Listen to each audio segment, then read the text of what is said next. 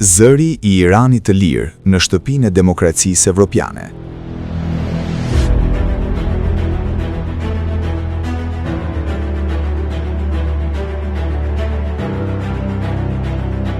Në ditët kur regjimi iranian përpiqet ta shuajë zërin e popullit me ekzekutime dhe shtypje, zëri i rezistencës iraniane u dëgjua edhe një herë në Parlamentin Evropian.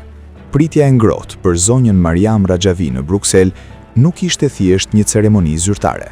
Ajo ishte një shenjë se mesazhi i popullit iranian po dëgjohet në zemër të Evropës. Një mesazh për liri, demokraci, të drejtat e njerëzit dhe përfundin e diktaturës fetare.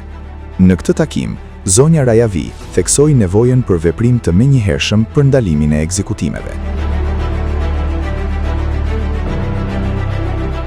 Ajo e quajti të pajustifikueshme heshtjen përballë krimeve të regjimit dhe i bëri thirrje Evropës të qëndrojë në krah të popullit iranian dhe të rezistencës së tij të organizuar.